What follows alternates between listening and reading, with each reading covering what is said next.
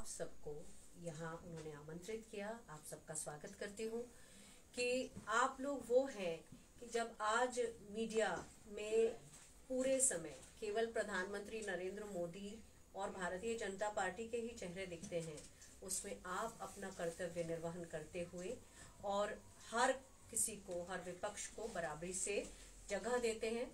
तो आज की बात जो हम शुरू करेंगे, पहले तो उसी बात से शुरू करें जिस पर जार साहब ने छोड़ा है, और वो ये है कि स्मृति ईरानी बिजड़ी में आई और उन्होंने एक नारी नमन सम्मेलन किया।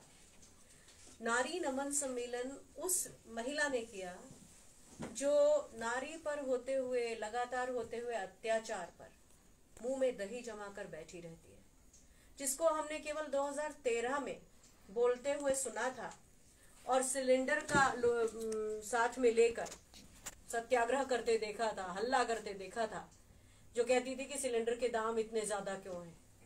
आज उनके मुंह से आवाज नहीं निकलती।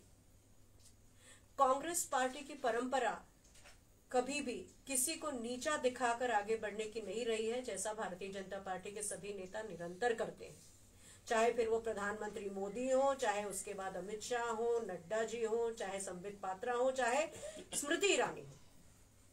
तो आप सबको, आप सब गुणीजन हैं, आप सबसे ये कहना चाहती हूँ कि स्मृति ईरानी जी का अपना जीवन चरित्र जो है वो उनको खुद ही बखान कर देता है। मुझे उसके बारे में कुछ नहीं कहना कि एक ऐसी महिला जिसका अपना बेटी का एक बार थोड़े समय पहले पकड़ा गया और वो महिला आज नारी नमन सम्मेलन आयोजित करने के बाद वहां पे इस तरह की बातें करती है, जिसमें सिर्फ और सिर्फ अपनी हीन भावना दर्शाते हुए और कांग्रेस के लोगों को कोसने से ज्यादा और कुछ नहीं है। तो क्रिया के विपरीत प्रक्रिया, प्रतिक्रिया होनी चाहिए। अगर नहीं होगी तो आप उसे सही मान बैठेंगे। तो ये मुझे कहना है कि स्मृति ईरानी एक ऐसी महिला है जिन्होंने बहुत सारा झूठ यहाँ की महिलाओं के सामने परोसा, लेकिन खुशी की बात यह है कि इस हमीरपुर क्षेत्र में ही नहीं, हिमाचल प्रदेश में महिलाओं का अनुपात पुरुषों के बराबर है। और उससे भी बढ़िया बात यह है कि वीरभद्र सिंह जी ने एक रिकॉर्ड बनाते हुए एक एक गांव में प्राइमरी स्कूल बनाया, तो यहाँ साक्षरता भी बहुत ज्यादा है। तो जो साक्षर लोग होते हैं वो समझदार होते हैं, मार्केटिंग में सब आ सकते हैं। मैं एक फौज में थी जिस समय नरेंद्र मोदी प्रधानमंत्री बने थे। मैंने सोचा था कि एक नए युग की शुरुआत हुई है, और 2 साल बीतते बीतते वो नया युग दिखा कि वो देश के पतन का युग है। प्रधानमंत्री ने कल आके चंबा में झूठ बोला। उन्होंने कहा यहाँ पर हिमाचल में कोई विकास नहीं हुआ था। ये वैसी ही बात है कि जैसे आजादी 2014 में आई थी। जो पहले मुख्यमंत्री थे परमार साहब, उनका विजन बड़ा था और वो जानते थे। उस समय हिमाचल प्रदेश में 250 किलोमीटर की सड़कें थी, आप सबको मालूम है। और फिर उसके बाद उन्होंने उसको बढ़ाना शुरू किया और आगे चलकर वीरभद्र सिंह जी के समय तक 1988 में ही हर गांव में बिजली आ चुकी थी। किब्बर जो सबसे ऊपर है गांव लाहौल स्पीति में, वहां भी बिजली थी। आज भी वो दुनिया का ऐसा गांव है, सबसे ऊंचा है, जहां पर सड़कें हैं। तो प्रधानमंत्री जी को ये कहना है मुझे कि आप एक झूठ नहीं बोल सकते। आगे आने वाली सरकारों ने कम से कम उन सड़कों में पैबंद तो लगाने चाहिए, तभी तो आगे बढ़ता है विकास। और आपको एक सजा सजाया प्रदेश मिला, इतना साक्षर प्रदेश मिला, तो यहाँ भी आपने एक ऐसा मुख्यमंत्री रखा जिसपे भारतीय जनता पार्टी को खुद को भरोसा नहीं है। प्रधानमंत्री के चेहरे पर चुनाव लड़ रहे हैं, मुख्यमंत्री के कामों पर चुनाव नहीं लड़ा जा रहा। तो ये कमाल की बात है। एक और चीज है, हमीरपुर ऊना रेलवे लाइन अनुराग ठाकुर के वित्त मंत्री होते हुए नहीं बनी, उसका बजट ही एलोकेट नहीं हुआ। तो ऐसे नेता जिनके हाथ में सब कुछ होते हुए वो हिमाचल का कुछ नहीं करते, उनके बारे में क्या कहेंगे? आप उनकी मार्केटिंग से कब तक प्रभावित होते रहेंगे? आपको पता है पीएससी के लोग जो एग्जाम देने आएंगे हमीरपुर, उसके लिए बीजेपी ने अपने शपथ पत्र में लिखा था कि एक हॉस्टल बनाएंगे। क्या उस हॉस्टल की ईंट रखी गई? क्या उसका फाउंडेशन स्टोन रखा गया? उन्होंने कहा था कि जिन लोगों की जमीन हाईवे बनाने के लिए अधिग्रहित की जाएगी, मुझे टोकिएगा अगर मैं गलत कह रही हूं, उन्होंने कहा था हम फैक्टर 2 से मुआवजा देंगे। आप तो पत्रकार हैं, क्या आपके पास कोई हिसाब है किसको मुआवजा मिला? नितिन गडकरी जी कह कर गए थे कि मैं इस राज्य में ही अलग से 69 हाईवेज बनाऊंगा या 60 के ऊपर हाईवेज बनाऊंगा। क्या वो हाईवेज बने? ये सारे के सारे जुमले, मैं इस सब को जुमला नशीन कहती हूँ, इन सब लोगों को जुमला नशीन कहा जाएगा। और प्रधानमंत्री जी को यहाँ की चीजें तब याद आती हैं जैसे ऊना का गन्ना कल उनको याद आ गया। उसके पहले जब वो मंडी में आए थे तो उनको सेपू बड़ी याद आई थी। तो जहां जाते हैं वहां के लोगों की भावनाओं से खिलवाड़ करते हैं। पर मैं ये जानती हूँ कि यहाँ के लोग भावना से भरे हुए हैं, लेकिन वो ऐसे नहीं है कि उनको बार बार कोई काठ की हांडी चढ़ा के और अपना खाना खिलाए। वो वैसे लोग नहीं है यहाँ के लोग। प्रधानमंत्री जी ने कल कहा कि हिमालय का पानी और हिमालय की जवानी दोनों को ठौर मिलेगा। आप बताइए, हिमालय की जवानी को क्या पकड़ाया है? अग्निवीर, यही है ठौर।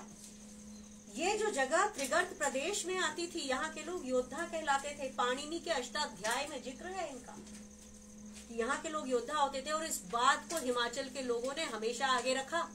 हिमाचल के लोग, सेना में जितने लोग जाते थे, आप सबसे किससे छुपाए? हर एक के घर से एक दो फौजी हैं। गलत कह रही हूँ? तो ऐसे जगह के लोगों को आपने ये तो कह दिया कि यहाँ की जवानी को हमने ठौर दिया। क्या ठौर दिया? आपने अग्निवीर दिया। क्या आपने उनकी इज्जत रखी? क्या आपने उनका मान रखा? हम कांग्रेस की 10 गारंटी पे आते हैं।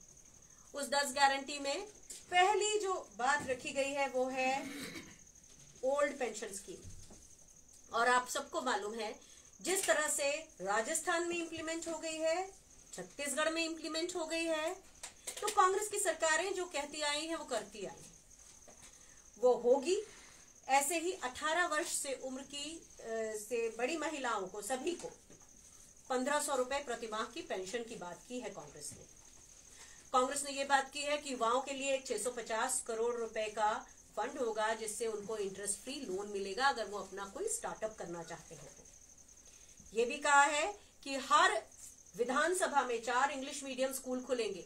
और आपने देखा है कि स्कूल बनाने का तो, सरकारी स्कूल बनाने का तो रिकॉर्ड रहा है कांग्रेस की सरकार का।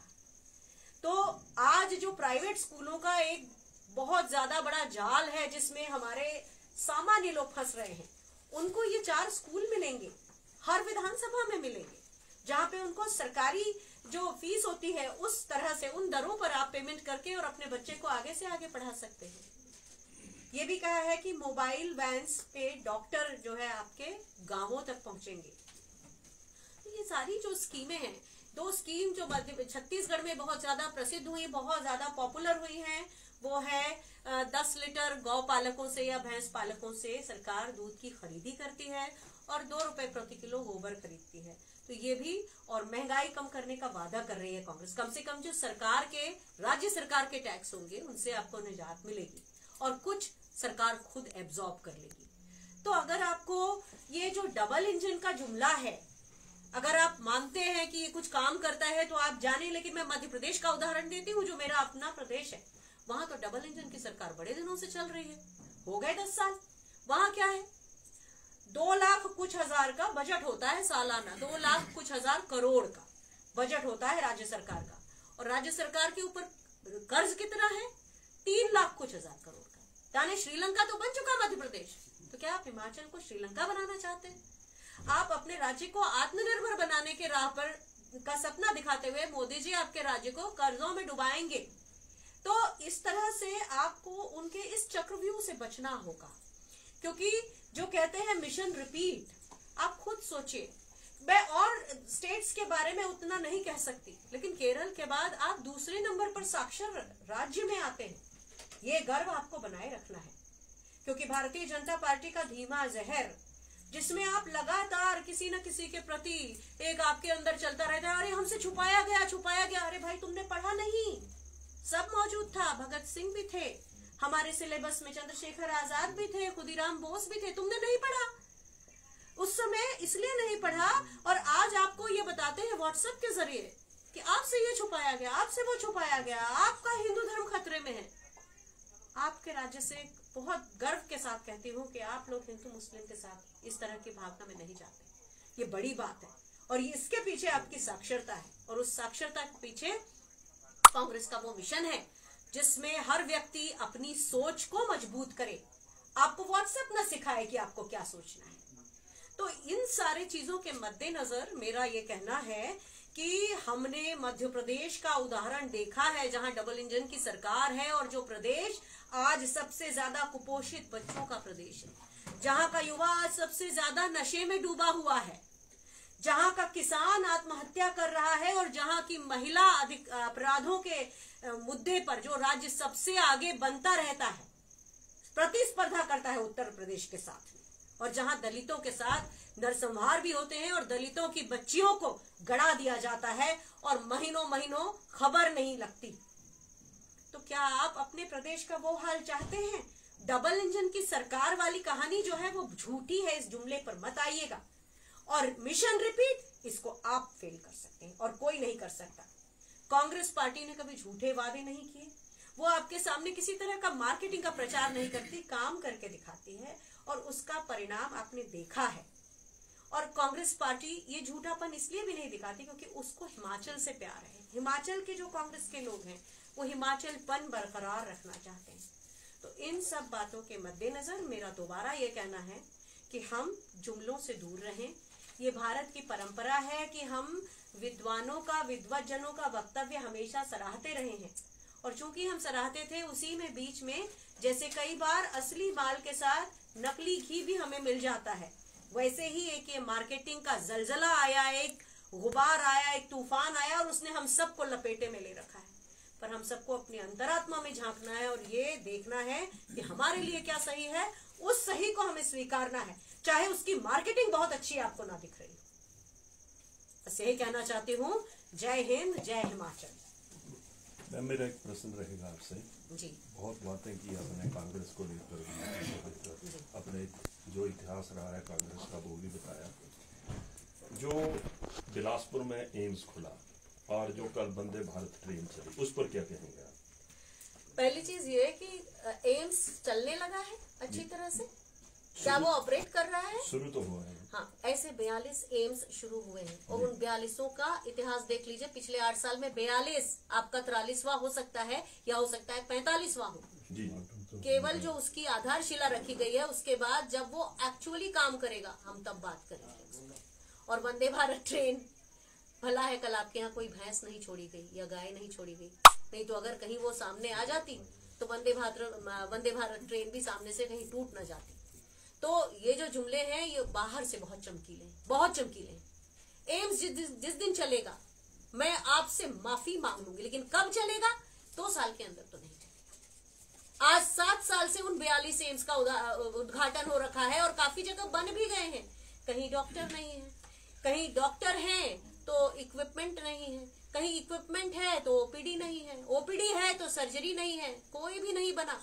तो बोलना अलग बात होती है। तो 18 में से 2 ही हैं, उनमें से ऑपरेशन थिएटर। ये तो सर बता रहे हैं, ये मेरा कहना नहीं है, ये तो आप खुद देखें ना। तो मैं कोई गलत बात बोल सकती हूँ, फौज से हूँ, इस देश की फौज का नमक खाया है, तो झूठ नहीं बोलूंगी। आप खुद देख लें, आपके पास सारी चीजों का जायजा, सारी चीजों का विवरण आपके पास खुद मौजूद है। धन्यवाद। कल एक बड़ा पर्टिनेंट पॉइंट था जो मैं भूल गया था। कल जो कार्यक्रम था प्रधानमंत्री जी का, ऊना का कार्यक्रम, उसमें ये लिखा गया था कि ऊना से जो हमीरपुर को रेल आनी है उसका उद्घाटन भी करेंगे, शिलान्यास भी करेंगे। वो पेज ही बदली हो गया, वो पेज कहाँ चला गया ये समझ नहीं आती है। और 8 साल से तो लगातार कोई दिन नहीं है कि अनुराग ठाकुर इसकी बोली नहीं बोलते, इसको नहीं दोहराते रेल के लिए। और 8 साल से वो बेवकूफ़ बना रहे लोगों को, 8 साल से वो रेल के नाम पर वोट ऐंठ रहे हैं। और अब जब प्रधानमंत्री के कार्यक्रम में वो शामिल हुआ उसका पता ही नहीं चला। अनुराग ठाकुर से पूछिए आप क्या कारण रहा। मैम यहाँ पर एक सवाल रहेगा, जिस तरीके से लगातार कांग्रेस संघर्ष कर रही है, अगर मैं देश भर की बात करूं, और भारत जोड़ो यात्रा भी जो है वो कांग्रेस ने अभी निकाली है, लेकिन जो संघर्ष कांग्रेस को करना चाहिए, जो एक आम नागरिक भी अब जो है उसके ऊपर बात करना शुरू कर चुका है कि विपक्ष जो है वो एक मजबूत सरकार के सामने एक मजबूत विपक्ष नहीं है, उसके बारे में आप क्या कहना चाहेंगे? आपसे एक सवाल है मेरा, क्या भारतीय जनता पार्टी एक मजबूत विपक्ष कब बनी? जब मीडिया ने उसका साथ दिया था, जब लोगों ने उसका साथ दिया था। आज व्हाट्सएप के जरिए ये सिखाया जाता है कि आप ये सवाल पूछें विपक्ष कहाँ है, आप ये सवाल पूछें कि विपक्ष कमजोर क्यों है। जनतंत्र ही विपक्ष को बनाता है और जनतंत्र ही मीडिया, और मीडिया उस जनतंत्र का एक बहुत बड़ा आधार है। तो अगर मीडिया अगर वही काम करेगा जो व्हाट्सएप की यूनिवर्सिटी कर रही है, या वही करेगा जो बीजेपी की आईटी सेल कर रही है, तो मीडिया को ही तो आगे लाना है। देखिए, अग्निवीर के ऊपर कांगड़ा में बड़ी रैली हुई, उसके खिलाफ कांग्रेस ने करी, कितने लोगों ने दिखाया। सवाल पूछते हैं आप अग्निवीर के कारण हाथ लोगों के सामने क्यों नहीं आ रहे हैं?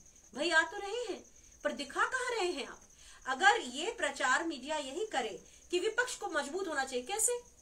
विपक्ष कौन है? अकेला खड़ा मजबूत हो जाएगा क्या? आप कांग्रेस लोगों के साथ क्यों नहीं ला पा रही? अपने जो लोगों के साथ ला सकती है, ला रही है, लोग भी कांग्रेस के साथ है, क्योंकि कांग्रेस तो देश की तसल्ली रही है। उसका कारण ये है, लोग क्यों नहीं कांग्रेस के साथ आ रहे हैं, उसका कारण एक बहुत बड़ा व्हाट्सएप यूनिवर्सिटी है। मैंने बताया आपको कि एक बीमारी डाली गई है आपके अंदर कि हमसे इतिहास छुपाया गया, ये बीमारी है।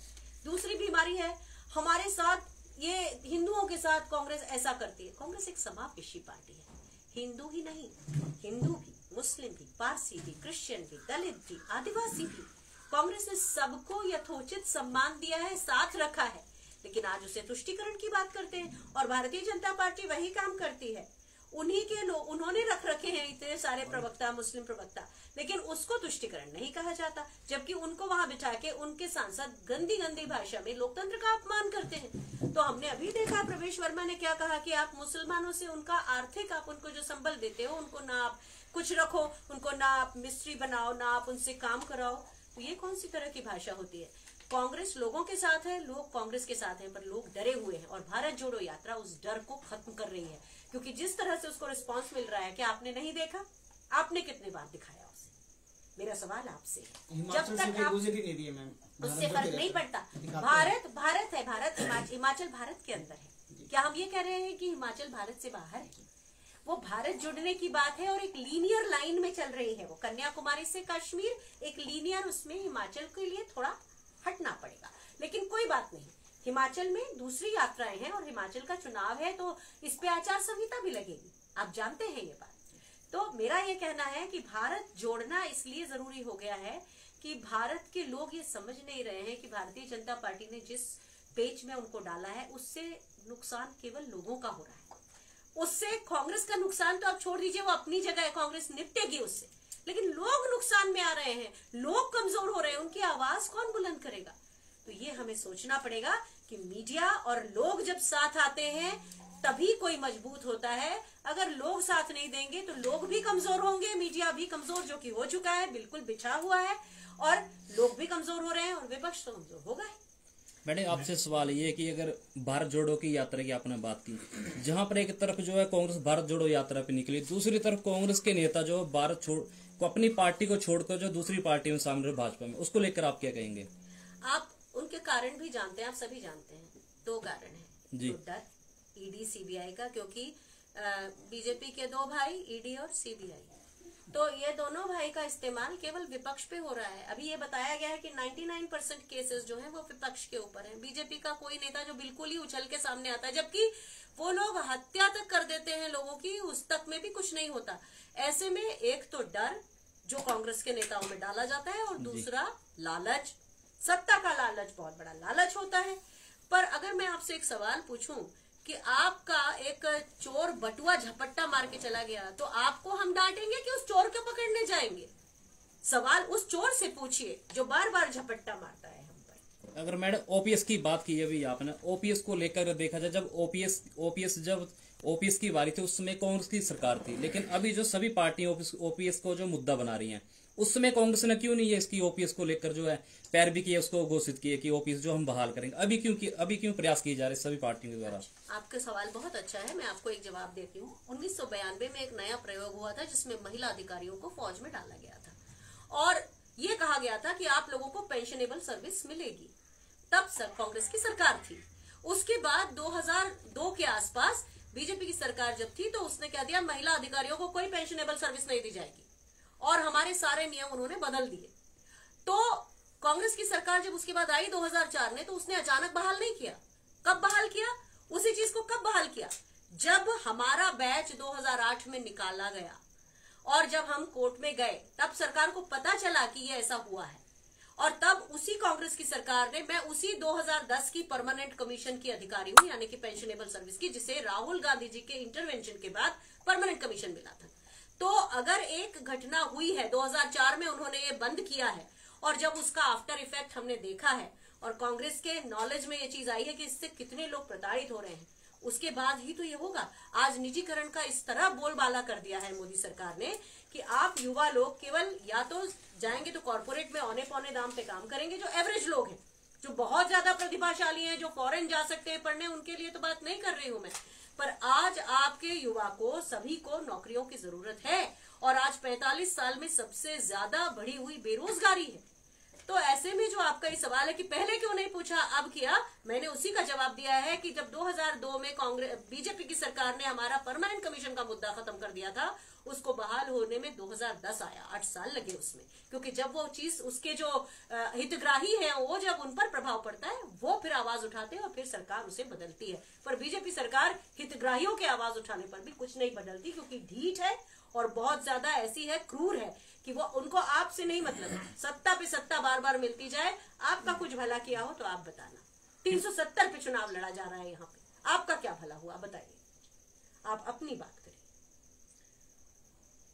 अगर मुख्यमंत्री जयराम ठाकुर की बात की जाए तो उन्होंने हाल ही में स्टेटमेंट दी कि ओपीएस की बहाली जो है भाजपा सरकार ही करेगी, कांग्रेस नहीं कर पाएगी। उसको लेकर आप क्या कहेंगे? क्योंकि उन्होंने ये भी कहा कि इस बार प्रदेश में जो सरकार रिपीट भी करेंगे और रिवाज भी बदलेंगे।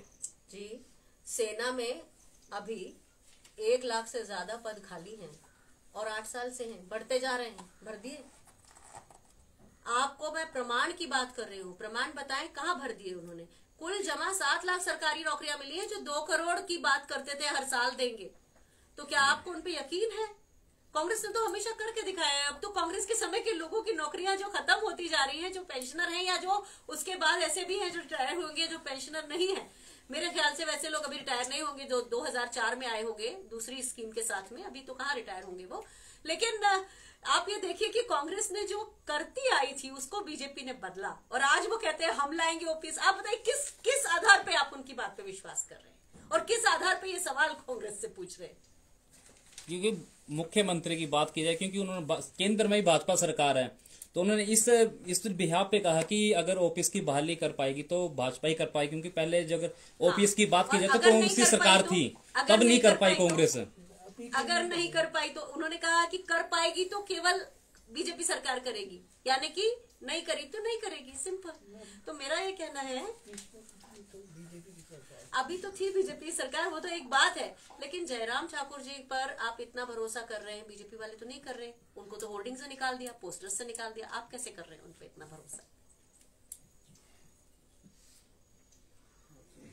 कांग्रेस पार्टी एक बहुत पुरानी पार्टी है और हिंदुस्तान के मैक्सिमम राज्यों में उसका सरकार रही है, परंतु इस वक्त वो क्यों सिकुड़ती जा रही है? क्या संगठन का कमजोर होना इसका रीजन है या कोई और कारण है? आप चाहे तो इस मेरे जवाब को रिकॉर्ड करें और चाहे तो ना करें। मैं कुछ बात बताना चाहती हूँ, थोड़ा सा आपको समझ में आएगा। पूरे विश्व में 14 तानाशाह जाने जाते हैं और उसमें से कुछ के नाम हम सब जानते हैं। Hitler, Mussolini, Stalin, Saddam Hussein, Mohammad Gaddafi, Korea का जो अभी है किम जोंग, और उसके अलावा ईदी अमीन, और इस तरह के काफी नाम है।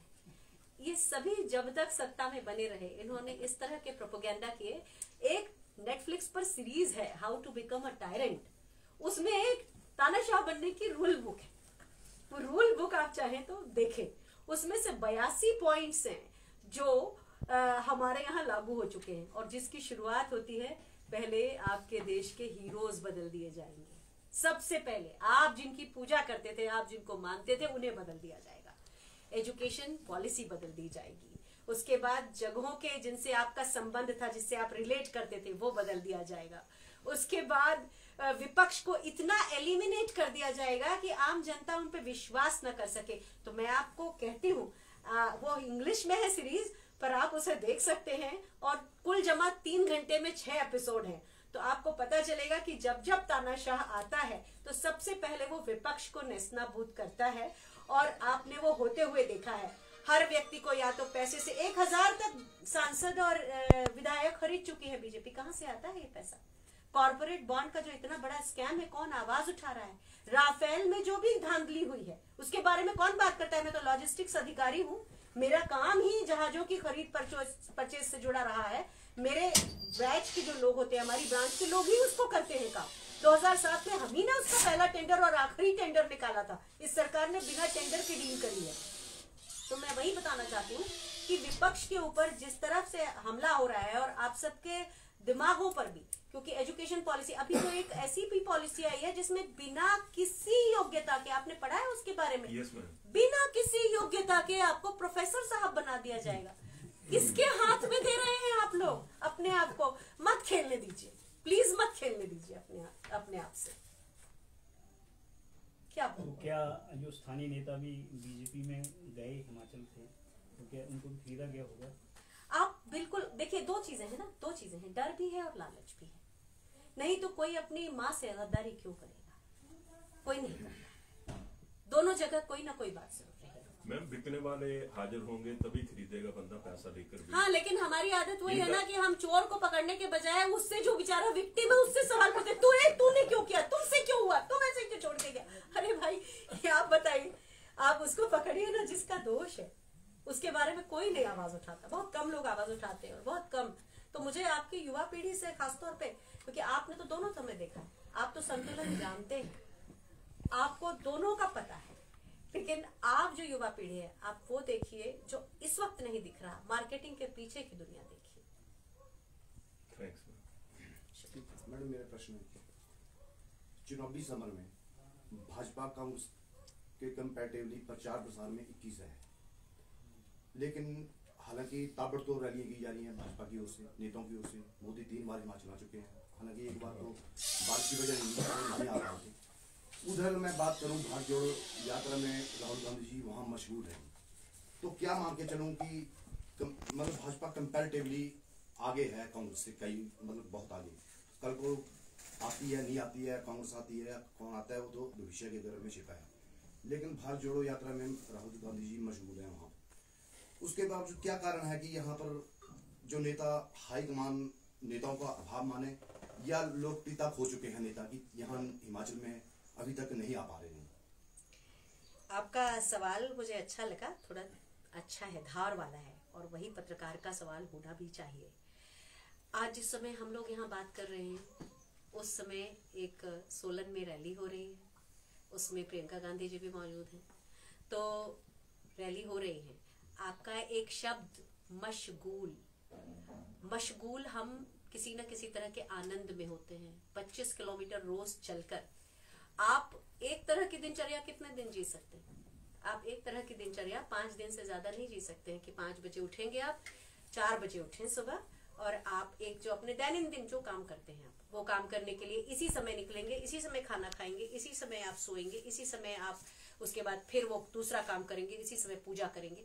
ऐसा एक नियमित क्रम आप 5 दिन, 10 दिन, महीना, इतना तो कर सकते हैं। हम सब इंसान हैं, इतना भी नहीं कर सकते। कई बार हम फौज में थे तो हम 5 दिन तो करते थे, और बाकी 2 दिन खूब तान के सोते थे सैटरडे संडे को, जब काम नहीं है तब।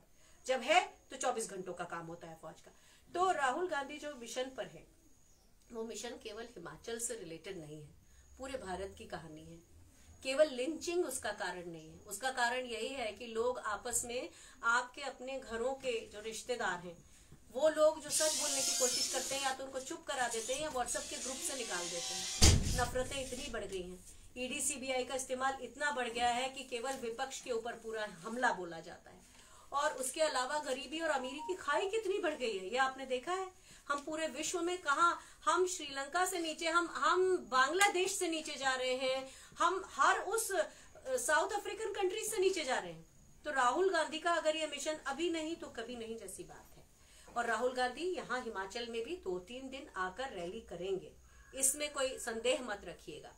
लेकिन बार बार सर्टिफाई कौन करता है?